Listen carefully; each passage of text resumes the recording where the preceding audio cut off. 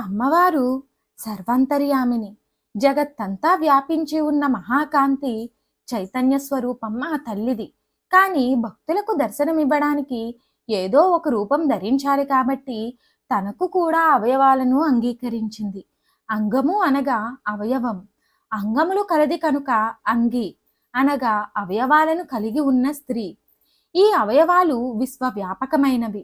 అమ్మవారికి భూమి పాదాలు, ఆకాశం జుట్టు, సూర్య చంద్రాగ్నులు 3 నేత్రాలు, సముద్రాలే కుక్షి.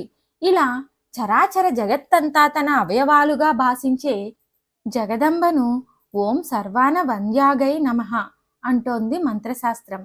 ఏ లోపము లేనిది, ఎవరూ నిందించడానికి వీలు కానిది, శుభ లక్షణాలతో కూడినది, సాముద్రిక శాస్త్ర ప్రకారం ఉండేది, ఏ కోణం నుండి చూసినా తప్పు పట్టడానికి వీలు లేని వస్తువును అనవద్యం అంటారు.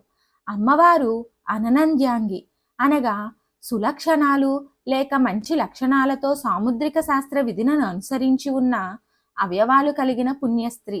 అమ్మవారి అవయవాలలో లోపం ఎలా ఉంటుంది? ఆ తల్లి సృష్టి మొత్తం సర్వాంగ సుందరం, ఏ దోషం లేనిది. అందుకే అమ్మను చూచిన వారికి సౌందర్యం అంటే ఏమిటో తెలుస్తుంది. ఆ పరాంబిక సౌందర్య లహరి. ఈ మంత్ర ప్రయోగం ఫలితం తెలుసుకుందాం. ఈ మంత్రం అవయవలోప నివారణకు చాలా బాగా ఉపయోగపడుతుంది. గర్భవతులే మంత్రాన్ని జపిస్తే మంచి పిల్లలు పుడతారు. గర్భవతులు ప్రసవం అయ్యేదాకా వీలున్నప్పుడల్లా జపించడం మంచిది. కాళ్ళు, చేతులు ఇంకా అవయవాల బాధలు, నొప్పులు ఉన్నవారు ఈ అవయవాలను చేతులతో తాకుతూ ఉదయం పూట ఈ మంత్రాన్ని 108 సార్లు జపిస్తే బాధలు ఉపశమిస్తాయి. ఈ మంత్రం ఏమిటో తెలుసుకుందాం. ఓం అనవద్యాంగ్యై నమః.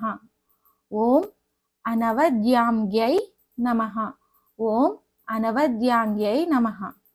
మరిన్ని ఆధ్యాత్మిక విషయాల కోసం మా ఛానల్ను సబ్స్క్రైబ్ చేయండి. వీడియో నచ్చితే లైక్ చేయండి, షేర్ చేయండి, కామెంట్ రూపంలో మీ అభిప్రాయాన్ని తెలియచేయండి.